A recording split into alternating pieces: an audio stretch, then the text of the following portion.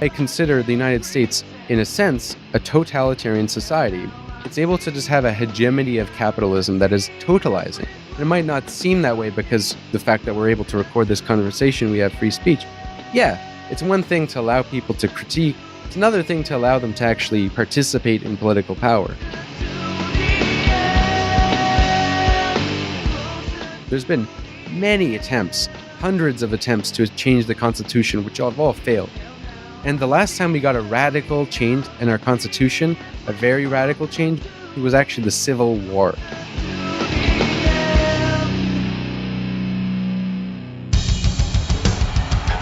I refer often to Martin Luther King in the context of the civil rights movement. He said, "I have no time for the tranquilizing drug of gradualism and incrementalism."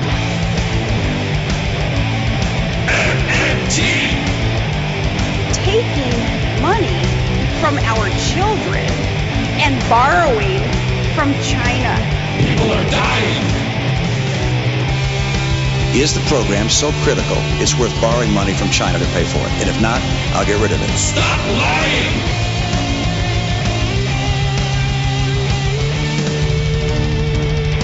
I want the truth!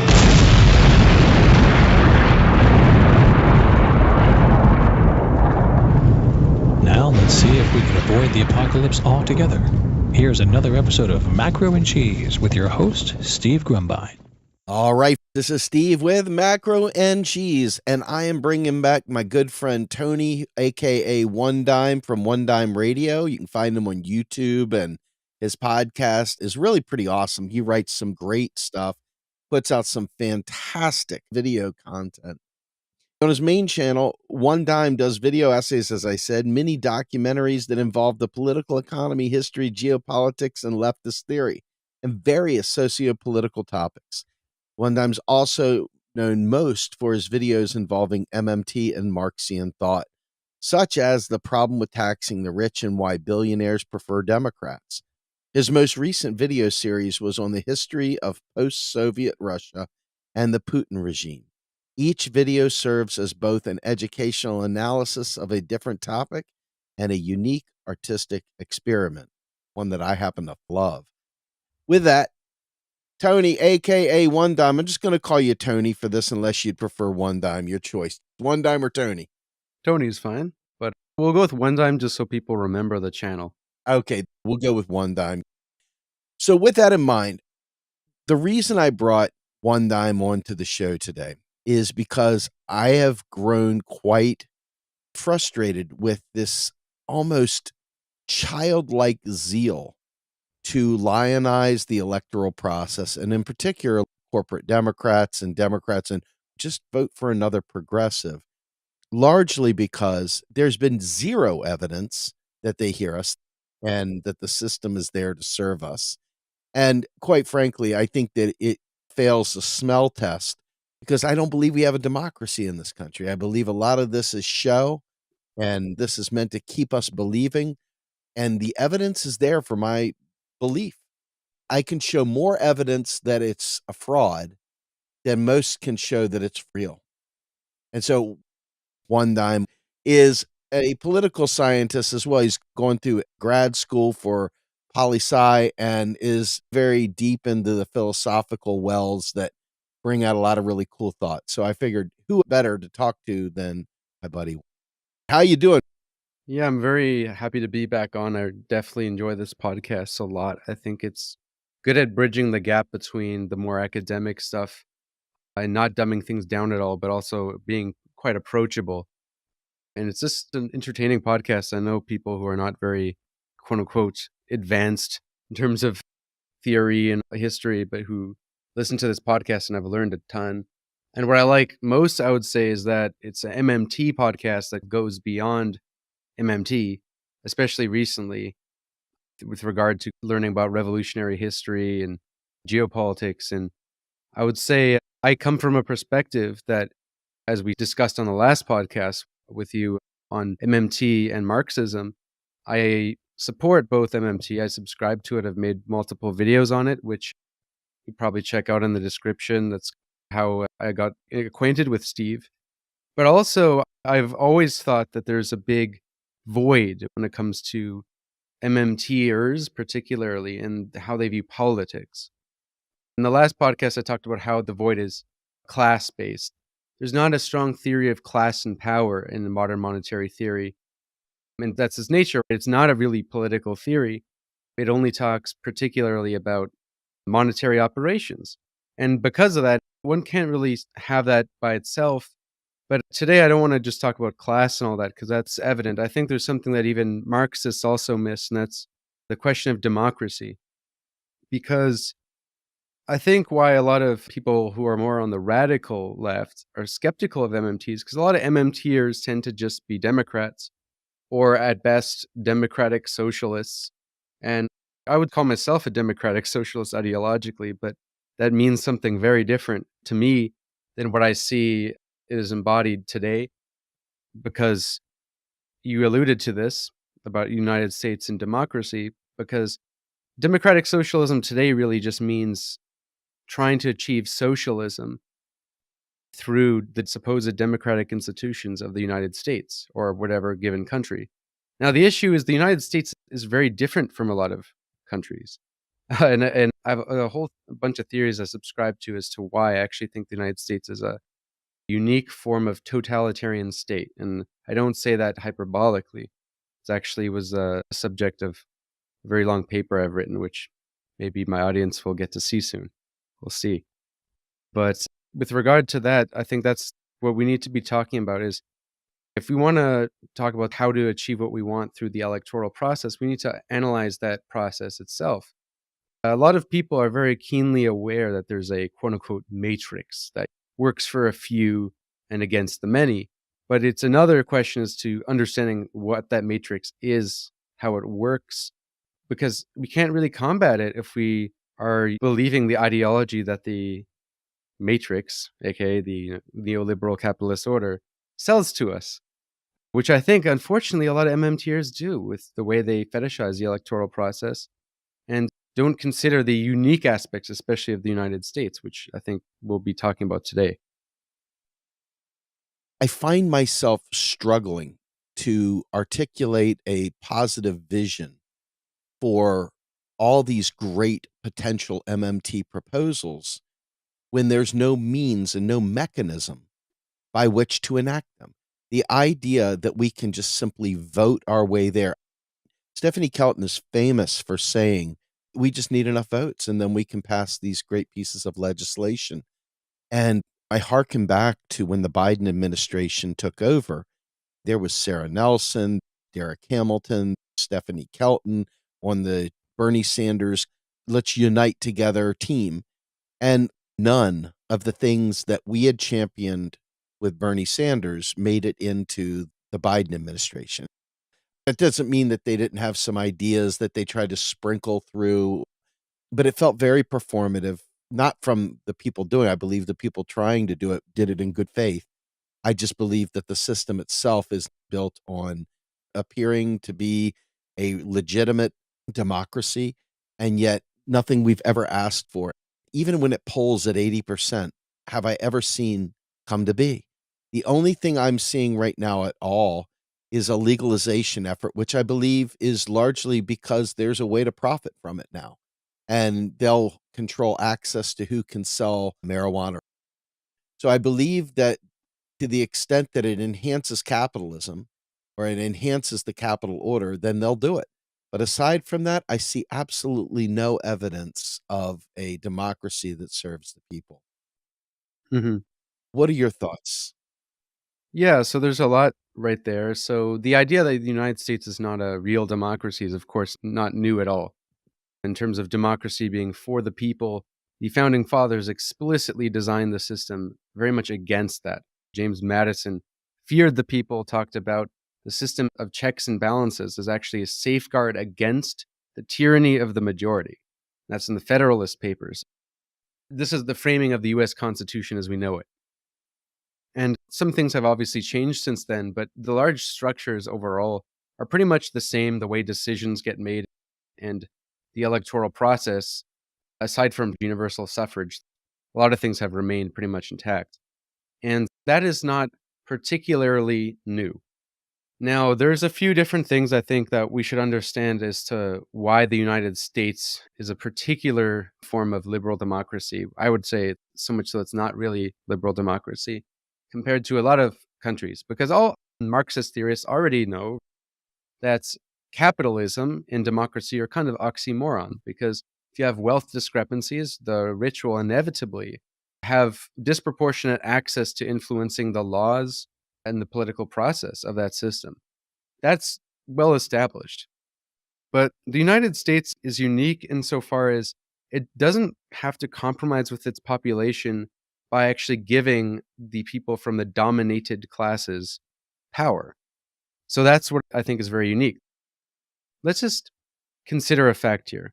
The United States, despite being on paper the most liberal country in the world, it has the most robust civil liberties, it has the most widespread access to gun ownership, and despite that, it has never seen a single radical change to disrupt the hegemonic order without the consent of people who run that order. That's key. Without the consent.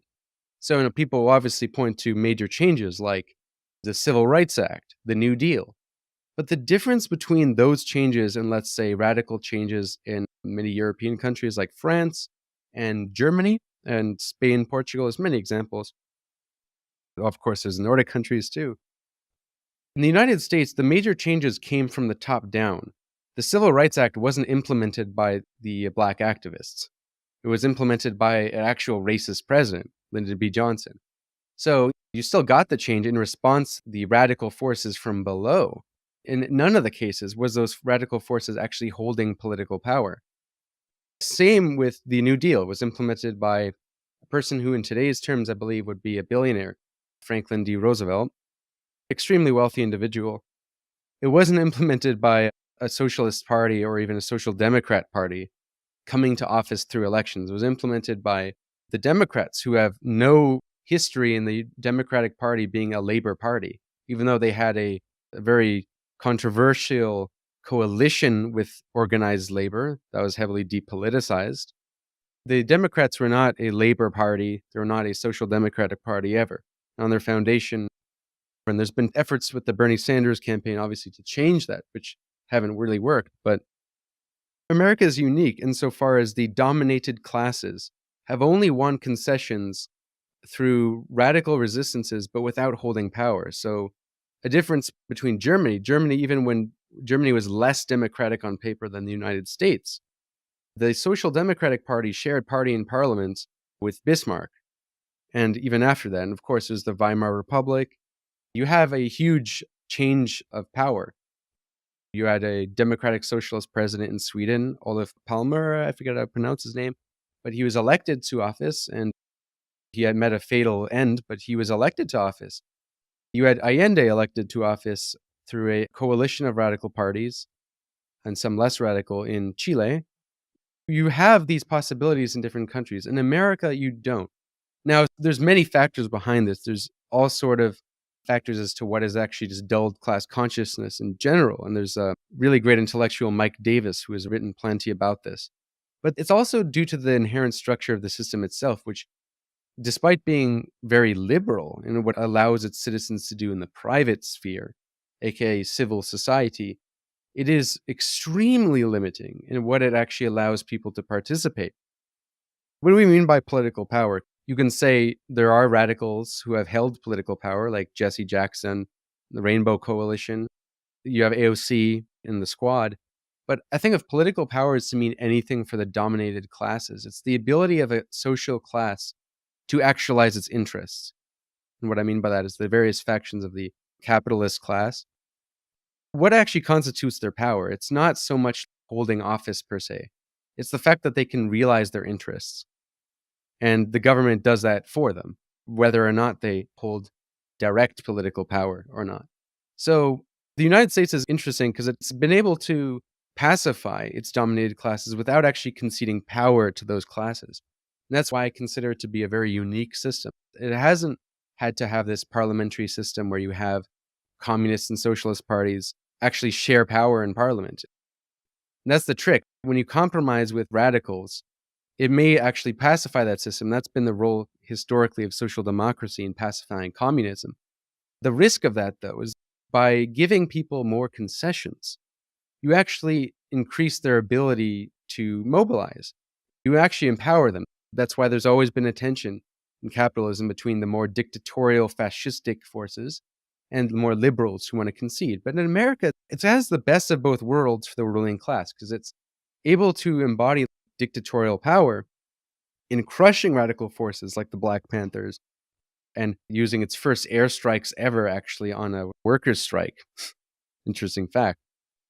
While at the same time, it's able to concede, but without giving power to those classes. So that's why I consider the United States, in a sense, a totalitarian society. It's totalitarian insofar as it's able to accomplish the goal that a totalitarian society wants to accomplish, which is a totalizing preclusion of radical alternatives to the status quo. That's what I mean by that. So it's able to preclude all alternatives. It's able to just have a hegemony of capitalism that is totalizing. And it might not seem that way because the fact that we're able to record this conversation, we have free speech. Yeah, it's one thing to allow people to critique. It's another thing to allow them to actually participate in political power. Russia, which has a democratic system on paper, no one would have a problem saying that Russia is not democratic. It's essentially a kind of totalitarian society in a certain sense. A lot of people would say, yeah, of course, as if the Communist Party can win the election against Putin. Yeah, right. Yet Americans will say things like, we can just vote socialism. And this democratic myth is far more pervasive. And I think the myth itself is one of the most entrenched sources of ideological control because it affects the left-wingers. If the left-wingers believe that they're using the very ideology of their adversary to combat their adversary, which is inevitably not going to work because they're playing a game that is essentially, in many ways, rigged by that adversary. And it's not a matter of just opting out completely. It's not a matter of not voting. It's not so simple. But I think it's worth acknowledging the total lack of democracy in the United States in order to actually, first of all, demand the democracy that is required for democratic socialism. Very powerful. As you're talking, I'm thinking of you're running through a maze, and each time you come out, you end up at exactly the same spot. And I feel like this is we got a door knock, phone bank, donate. We got all this energy. We see all these people enthused, and something happens. Obama comes and says, Bernie, sit down. Or Joe Biden, who's been asleep for months on end in his basement trying to put words together, suddenly is tapped on the shoulder and says, hey, kid, you're up next. And then Bernie drops out again. Every single time, it's like Lucy pulling the football out from in front of you. But the idea of really working hard to get through the maze and then ending up at exactly the same spot. And people are so programmed to follow through on that rote exercise. Yeah. They can't see any possibilities outside of it. What is it about the system that allows so many millions of people to fall back in and wonder why nothing ever changes? So I think your description of it as a maze is a very appropriate analogy, actually, because a system that is truly hegemonic allows for its own resistance. In fact, it actually produces its own resistance. This is the idea of controlled opposition. But it's even better when it's not actually controlled, it's contained opposition, so that the people who are doing the opposition genuinely believe that they are fighting the system and that they have a chance of subverting it, of really truly challenging it. Because a system that is too totalizing, so this is the old school totalitarianism, Stalin's Soviet Union or Nazi Germany, Mussolini's Italy, those systems give no illusion of democracy whatsoever. No one really believes that there's actually a radical alternative to it.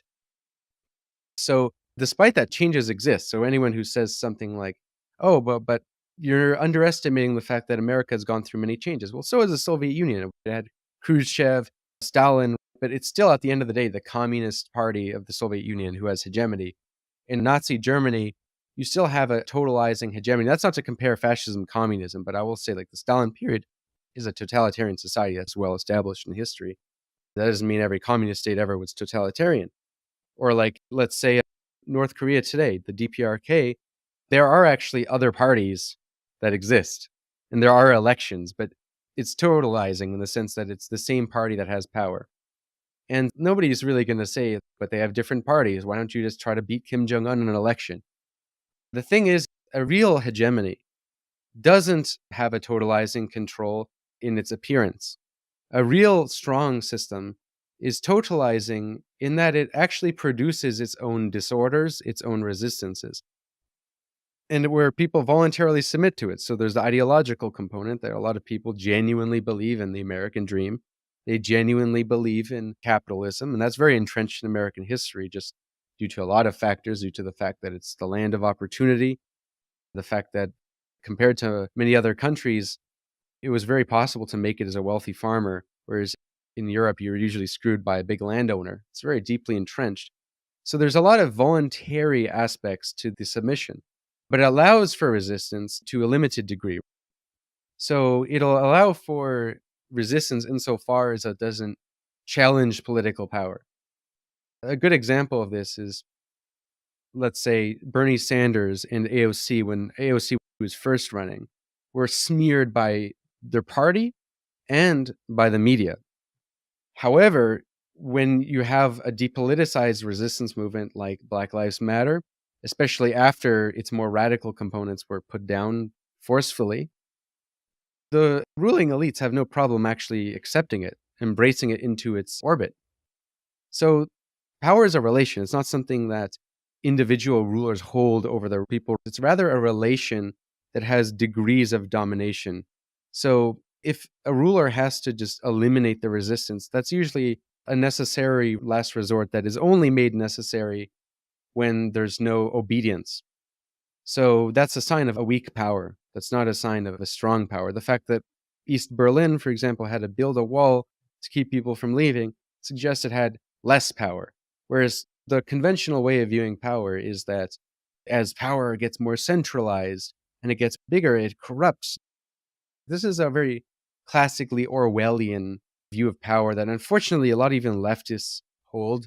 And I just think it's completely wrong because the way really power works, it's a relation. So power might actually allow people who are in the subjugated side of the relation to climb in the orbit of power. For example, AOC, she can be in Congress as long as she's domesticated to the Democratic Party, as long as she doesn't threaten the overall order.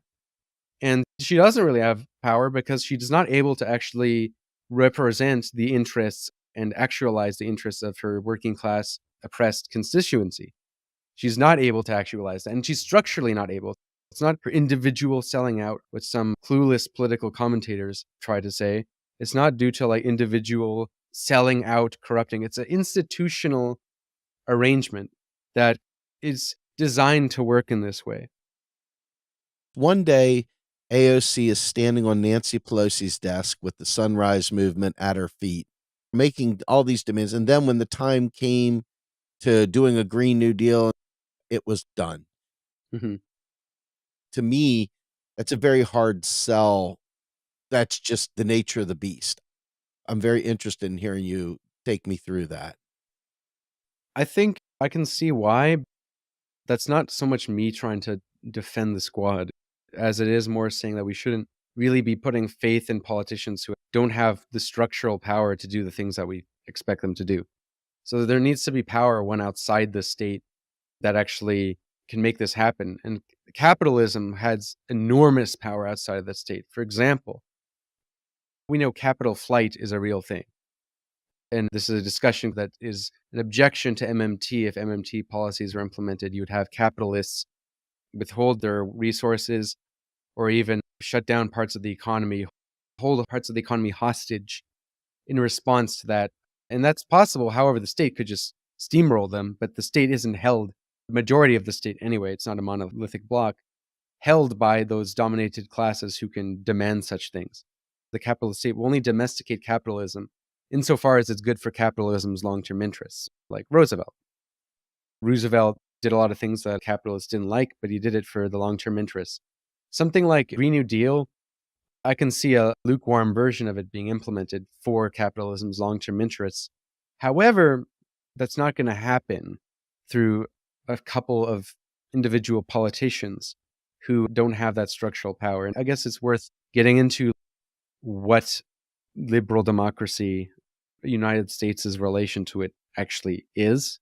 Okay. Unless you have another question regarding that, we could get into that. And that's the question of managed democracy and inverted totalitarianism, which is a spectrum we can look at Sure. of the way democracies are.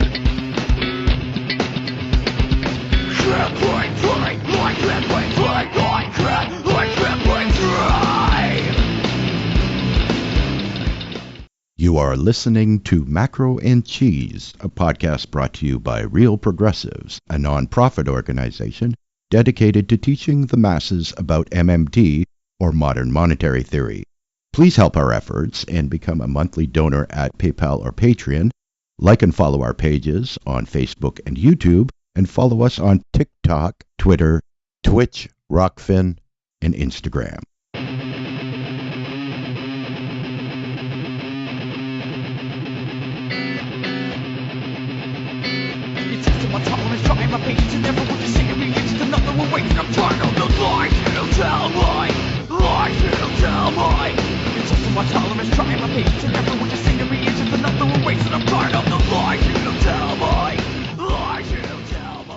I see a lot of people that do exactly what you said, take all their heart, all their hope, all their energy, all their money, and put it towards these politicians.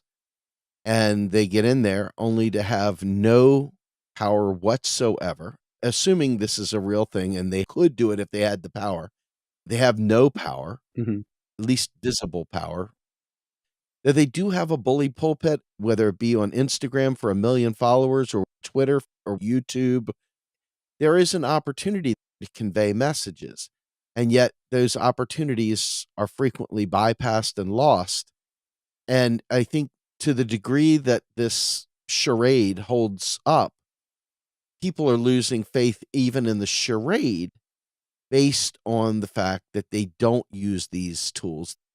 Take, for example, that the Democrats dropped Medicare for all, stopped talking about a Green New Deal once Joe Biden took office. Mm-hmm. And there was a lame duck Congress where the Democrats had lost the House. Did the House members start talking about Medicare for all once again, completely out of power? Now, when they had a supermajority, it was off the table. Now that there's absolutely no threat to power whatsoever, they bring up Medicare for all. It's that sort of thing that baffles rank and file people as well as myself. Is this part of this inverted totalitarian state that you're talking about? Mm-hmm. This power dynamic or lack thereof? Or is this something else? That's exactly what it's part of. So we can look at all existing capitalist democracies. All existing democracies that exist today is managed democracies in one way or the other.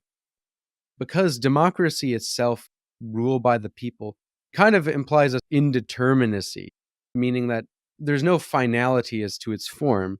And in theory, it would change according to people's demands and needs. But by its nature, democracy is always contained. Its possibilities are regulated and set within strict bounds and limits. Constitutions do this at the most elementary level. You could even argue some degree of management of democracy is to some extent necessary, unless you're more libertarian socialist. But there's a spectrum. So with capitalism's development, capitalism itself is developed alongside the type of democracy we have today, liberal democracy, even though democracy is a much more ancient notion and was far more radical, actually, prior to the onset of liberalism. That's a different story. So with capitalism, it's a very unstable system. And this is why Karl Marx is so famous for thinking that capitalism, even though it's very brutal, it's a very progressive system in a sense, develops a lot of wealth. However, it actually will produce its own crises. It'll produce a working class that will get more and more fed up, who will eventually subvert that system. Now, capitalists were quite aware of this, and so are the politicians who oversaw such systems.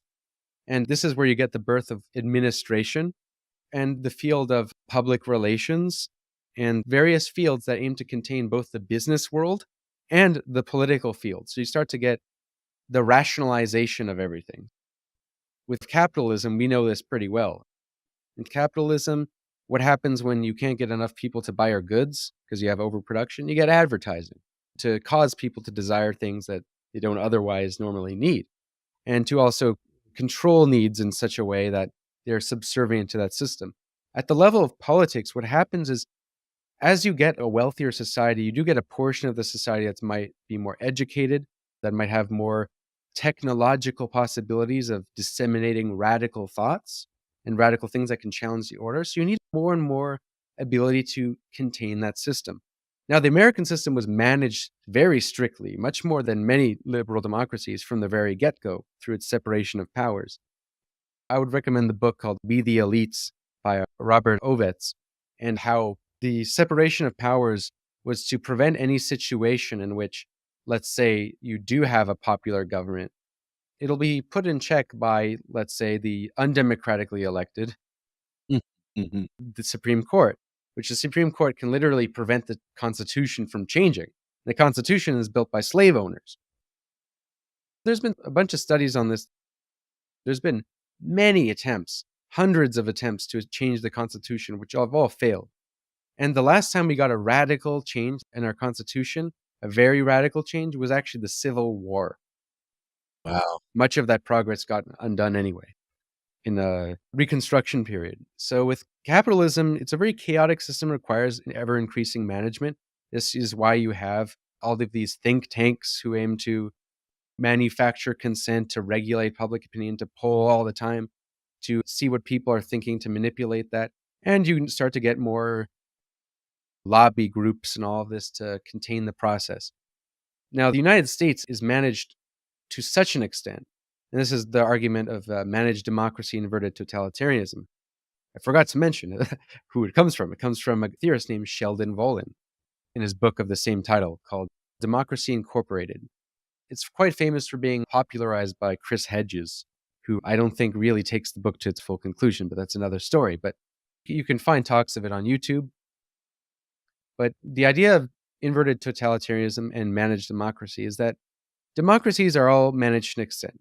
Once they're managed to such an extent that they preclude any radical possibilities of alternatives to the status quo, they become more and more akin to a totalitarian state insofar as there's a totalizing hegemony of one ideology. There's a reason why not all dictatorships are totalitarian. Like, for example, in Franco's Russia, and there's a great clip of Noam Chomsky talking about this, how in Franco's Russia, you could actually find anarchist bookshops and you could read like a lot of radical material because they didn't care, because they would send you to the torture chamber if you did anything anyway. However, those systems are very unstable because while there's no illusion of democracy, people will inevitably reach a boiling point where they're fed up. And you have, in the case of Portugal, the Carnation Revolution, which overthrew their dictatorship. There's plenty of examples of this. Now, a totalitarian system in the classical sense tries to fix this problem through just more control over civil society, tries to ban every sense of opposition. That is a failed model, as we've seen. There's only a few totalitarian states that really exist today. In many respects, they're less totalitarian classically than the old version. Because if you try to control everything, you don't have an illusion of democracy, it'll fail. So this is where you get a spectrum of inverted totalitarianism, unlike a system where there's typically a revolutionary, almost quasi-revolutionary change in the status quo, like, let's say, Hitler's the Nazis overthrowing the Weimar Republic, or Mussolini having a completely new order. Inversion totalitarianism comes from liberal democracy's inversion. It comes from liberal democracy itself, rather than being a sudden zeitgeist political change in which one order is changed to another. It's almost like a slow, invisible, gradual progression in which what is already a heavily contained system that's heavily managed becomes more and more managed to preclude any possibilities of change. People talk about campaign finance being the problem as to why progressive politicians, quote unquote, can't get elected. But that's more of an effect of this rather than the cause. Because, let's say, the Citizens United, the court ruling in which now allows corporations to pretty much give unlimited donations to candidates. That's just the most recent evolution of a system which precludes all possibility for radical change. Now, America was always quite contained, quite a very sophisticated managed democracy. And the New Deal, which was an attempt to compromise with the unions, and some of which were more radical and less radical than others, I think was less radical compared to that of Europe. It was able to compromise without giving the working class political power in large, significant amounts. This form of compromise still allowed people some possibilities of change compared to the system we do now. You can take it from no one other than Hayek himself. Hayek's big fear with welfare capitalism was that if you gave people too many things like affordable healthcare, affordable housing, a job guarantee, or just in general gave in to demands of unions, what would happen is those unions would feel empowered and demand more, and then you get socialism. That was his fear. I think his fear was far too great when it comes to America, but he had a certain point, and that's what the neoliberals that later came around feared in precisely what they did in their counter-revolution. Neoliberalism, rather than being a completely unique system, it's rather just an evolution in this managed democracy towards an inverted totalitarianism.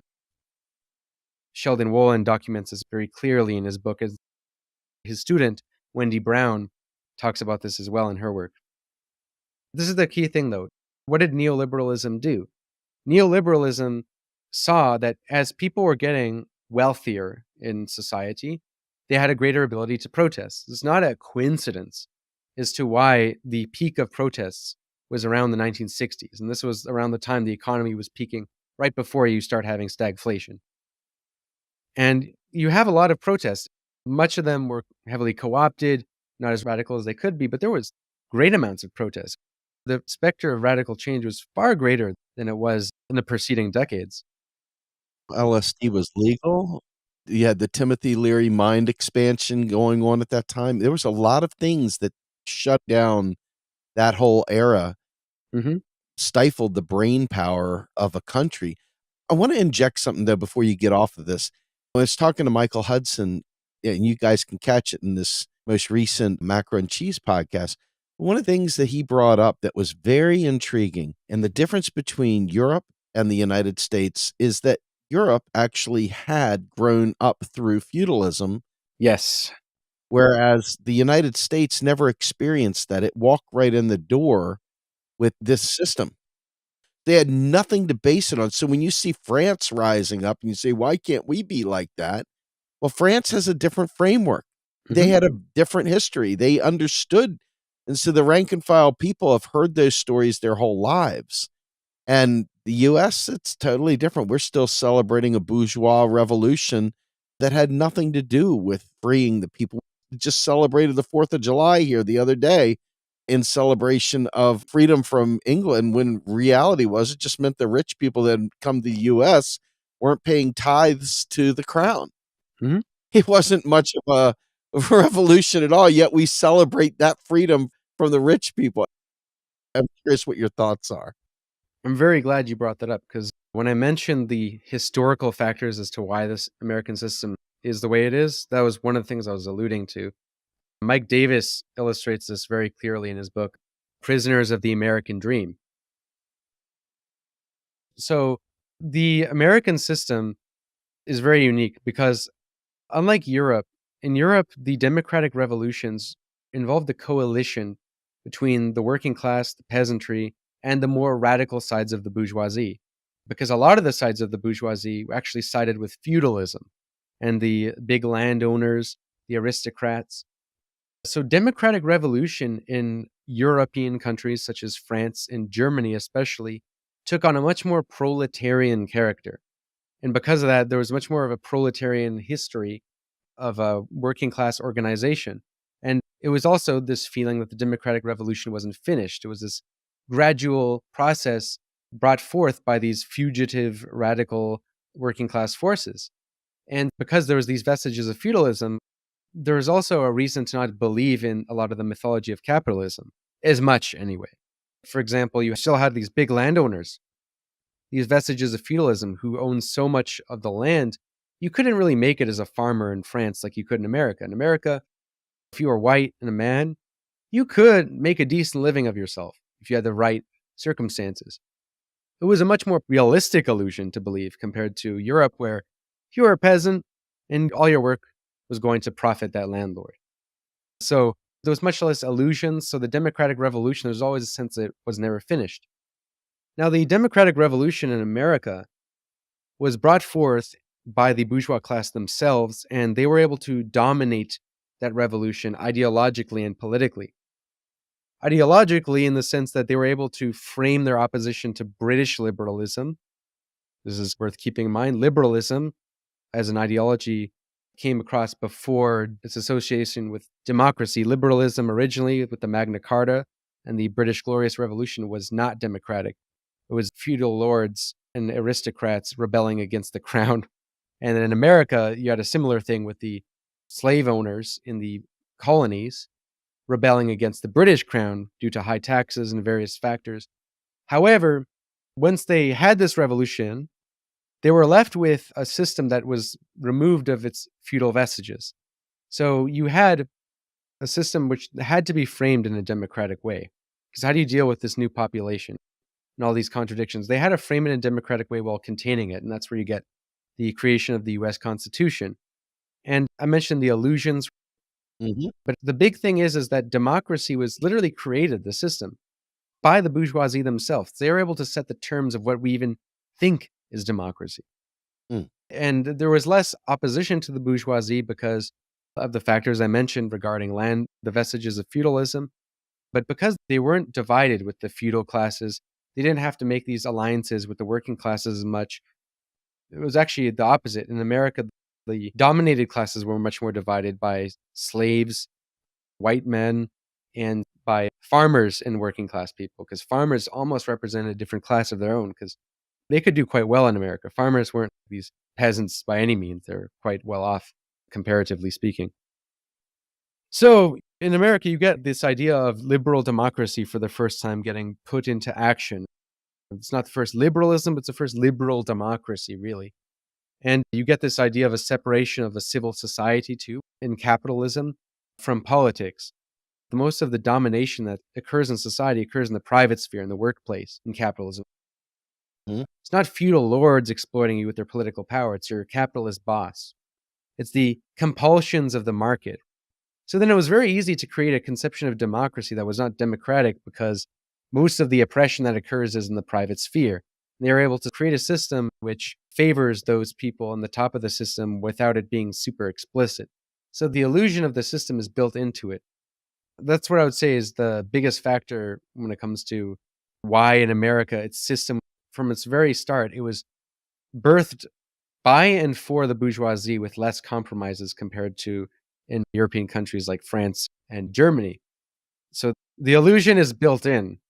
I have to make a correction. I was giving Michael Hudson credit for it, and he said a lot of cool things, but I owe it to Friedrich Engels, who in his Socialism, Utopian and Scientific, Mhm. where he broke down the differences between France, where they had come from feudalism, where the US started off from scratch. Well, Marx and Engels, interestingly, were actually, I think, far too enthusiastic about American democracy. That's the irony. They didn't have a lot of research on America because at the time they didn't have as much information as we do now. And because there was these feudal vestiges, America looked quite progressive. And they had this, I think, quite flawed progressive view of history that viewed things, if it was necessarily more liberal, it was necessarily better. To the point after the Civil War, Marx believed America actually had possibilities for socialism. And he's famous for praising Abraham Lincoln. And it's one thing to say that, however, what all this misses is that because the democratic revolution occurred so early in America and through really its terms being set entirely by the hegemonic capitalist property owning class, that idea of democracy was built by and for them without compromises to those dominated classes who could eventually use such democracy in theory to actualize their interests. That just doesn't exist in the same way. Granted, though, with capitalism, it produces its own resistance. You get some of the most militant labor movements ever in America. You do get resistance. It's not a country with docile people. It has civil liberties in which people are able to mobilize, which conveniently are always taken away whenever those resistances manifest into an alternate political ideology, i.e., I'm talking about Woodrow Wilson and the Red Scare, basically banning free speech to deport communists, and McCarthyism, countless examples. Civil liberties are always super fragile when it comes to the majority of the population. So the thing is, though, you have this effort that I allude to later, the compromise, the post-war compromise, which occurred in all sorts of countries, in Europe too, where the ruling classes had a compromise with the dominant classes vis-a-vis the state, except in America with the New Deal, in contrast to social democracy in the likes of, let's say, Finland, Denmark, Norway. Finland was before World War II, is actually by the white government, who's very reactionary in response to the Finnish Revolution. It's another thing. But you get an election of a lot of radical parties. Even in Britain, it's not a socialist party, but you do get a Labour Party under Clement Attlee elected. And the contrast, the Democrats, not a Labour Party. They have a compromise with Labour, but one in which Labour doesn't actually hold political power through representation. And some of the few radical figures that were in the Democratic Party, such as Henry Wallace, who was the first vice president under Franklin D. Roosevelt, who had some socialist, not communist, sympathies, he was conveniently purged in a rigged campaign to choose the vice president against Harry Truman in the Democratic National Convention. You can find an episode on this on Oliver Stone's The Untold History of the United States. So the thing is, though, this still gave some level of empowerment to the working classes.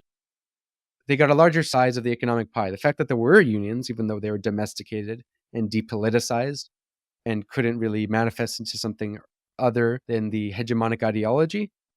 This is what McCarthyism did. This is what all sort of legislations did to domesticate labor while still allowing it. The fact that there even was labor unions, people had more wealth and more free time to actually organize. And it just culminates right in the 1960s.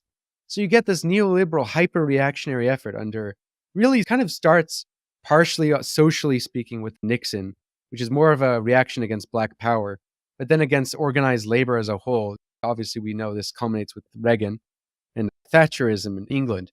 And this is the real death blow to the demos that I would say solidifies inverted totalitarianism, because now not only do you not have challenges to the hegemonic ideology, but it's even very difficult in theory to challenge the hegemonic ideology due to the precarity of the working class. People simply don't have time. They don't have the ability to even really be citizens. And without a citizen, how do you organize politically? So it's a lot more than just neoliberal ideas where they genuinely believe in cutting government spending. It's not like they're stupid. This is an anti-democratic effort to quash any slight remnants of the possibilities of resistance that exists. And you could say that there's still ongoing efforts always to do this, whether it be the Koch brothers still trying to modify the US Constitution in ways that further solidify their hegemony, or whether it be the police repressions against the protests that do exist, or the more friendly powers, the co-option of progressive elements into the government. There's many aspects of resistance.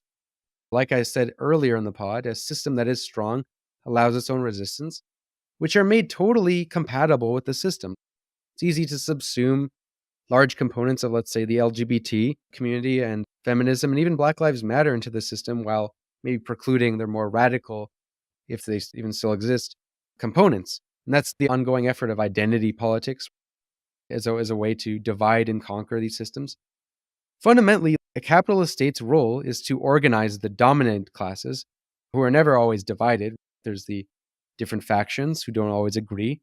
We're seeing a literal fight between Mark Zuckerberg and Elon Musk as we speak. It's a spectacle. There are divides.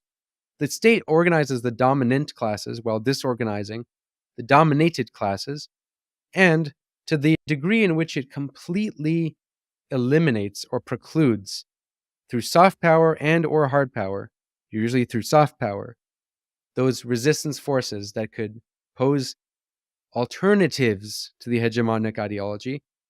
It is an inverted totalitarian system. And that's why America is uniquely undemocratic compared to the likes of France, which, at the very least, has a democratic socialist candidate, Jean-Luc Mélenchon, who, in theory, can get power. If he gets elected, there's a lot he can do with his power. Jeremy Corbyn, the processes of managed democracy that managed the elections heavily through outside manipulation, were able to easily defeat him. However, if Corbyn, in theory, achieved power, if he had the support behind him, he could implement a lot of policies. Now, in America, even if Bernie Sanders was magically elected through the Democratic Party, which is not a Labor Party to begin with, so that's already a difficult question. Even if he was elected through a Democratic Party, you have all of these hegemonic forces that he would be against. The Supreme Court, Congress, and the Senate, which the Senate, by the way, was designed to be a quasi-democratic aristocracy, and that's in the words of Madison himself. So the United States, people shouldn't be asking, why is Joe Manchin voting against Biden's Build Back Better? It's Joe Manchin's fault. They should be asking, how does a senator have the ability to stop an entire agenda that a lot of people support from being implemented? It's at the point where the American system is almost so hegemonic, so approaching this inverted totalitarianism, that it's almost undermining the system's own ability to adapt to the economic system in which it oversees, capitalism, because arguably a capitalist system needs some level of adaptation to keep it going. Maybe it actually needs the Green New Deal to have a better capitalism. The irony is the American system is so undemocratic that perhaps it could undermine itself through that very hegemony in which it exerts over its dominated classes. So I guess that's the thing I will conclude on there is this is not to push for any kind of accelerationism or anything like that, but that is to say it is a hegemonic system with a totalizing control in its preclusion of alternatives. However, it's not a system in which it's unshakable. It could undermine itself. Often throughout history, the most hegemonic empires have been undermined not through one great revolution, but through a variety of forces that made their way through the system, undoing and undermining itself, i.e., the Roman Empire. Wow.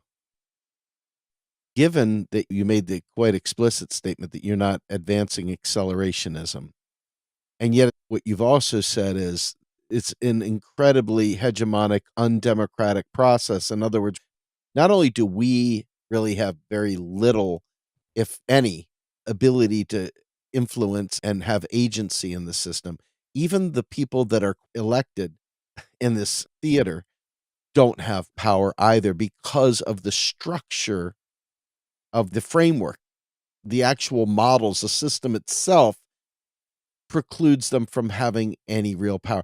So, in the absence of revolution, Mhm. how does anything happen, or is this just live with it? It feels very Boolean. It doesn't feel like there's a million options. You're either going to fight and resist and do something, which feels futile as well when you look at the military and all the other gods of industry, or you just sleepwalk through this.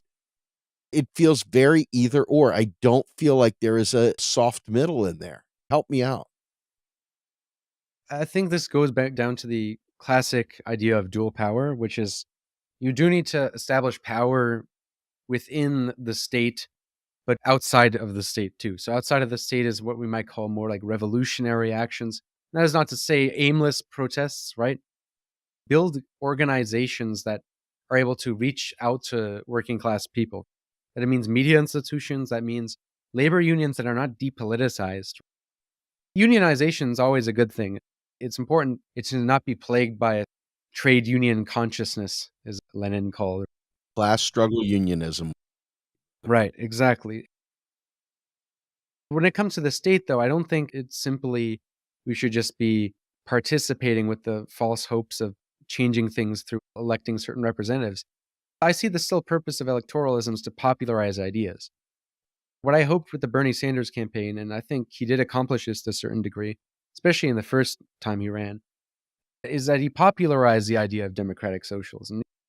Think about all the people now in America, even in Canada, this had a ripple effect in the Western world. A lot of people are now less closed-minded to what was before a very taboo idea, and that is socialism. So there's some level of that too. But when it comes to electoralism, if we want to have any kind of democratic socialism, socialism through the democratic institutions, well, we need to demand a democratic revolution. There's many things people can mean by that. One of those things is a democratic revolution first. It's one thing to say, oh, be gone with the system entirely, revolution. I'm sympathetic to the Marxists who call for that. However, I think without envisioning what comes after that, I'm quite skeptical. I think in terms of what we can demand now, there's a lot of demands just off the bat that can constitute a democratic revolution in the United States that I think are necessary if you even want to think about an electoral road to socialism. A set of demands that includes abolishing the Supreme Court, first of all. Nothing can get done without abolishing the Supreme Court. Even if you had Medicare for all, it would likely get struck down by the Supreme Court on the grounds of infringing private property rights of those private companies. I would say also another big thing would be to abolish the Senate. Now, that's a controversial one because the Senate has very undemocratic roots as well. Yep. It's not the only undemocratic institution the United States has. So that would be a key thing too. Also, replacing the Electoral College with, at the very least, a mixed member proportional representation system like you do have in Germany, for example. Now, these are not the ideal forms of democracy. I'm not a liberal in this sense, but with those systems, they actually allow, in theory, for a democratic road to socialism. America doesn't even have that possibility in theory right now, which is why I think we can't even think about something like democratic socialism without at least having those base conditions. That's what I would say should be priorities, I think, for now. Fair enough. Mr. One Dime, tell us where we can find more of your work. Give everybody a rundown of where we can find your stuff. Yeah, so I run the YouTube channel, which is a video essay and a mini documentary channel called One Dime. It's spelled 1DIME. You could probably find it in the description of this podcast, in which I do video essays on a variety of topics that you already mentioned. I would say pertaining to this podcast, the one I would recommend is one called Why Billionaires Prefer Democrats. That's one of my older ones, but it's basically on a class theory of the capitalist state. I titled it Why Billionaires Prefer Democrats because it would get the clicks of liberals and conservatives. Because obviously billionaires don't really prefer Democrats, even though some do, but they usually just support both parties. So I'd recommend that video. I also run One Dime Radio podcast if you're more of a podcast listener. And the episode I'd recommend with regard to that might be The Dark History of Liberalism. That kind of pertains to this conversation as well. But I have a lot of stuff, which I think if you like Macro and Cheese, you definitely like content I do. So you can find that all in the description. Fantastic. Tony One Dime, I appreciate you as a friend. I appreciate you taking your time with me and being flexible. I know you weren't feeling great. So thank you for joining me on the show. I hope to have you back again real soon. Yeah, for sure. I'm very happy to be on here and also a fan of this pod, as well as I would consider you a good friend in this space as well. So happy to be here, and I hope the audience enjoyed. Absolutely. All right. I'm Steve, the host. This is my guest, Tony One Dime. This is the podcast Macro and Cheese. We are out of here.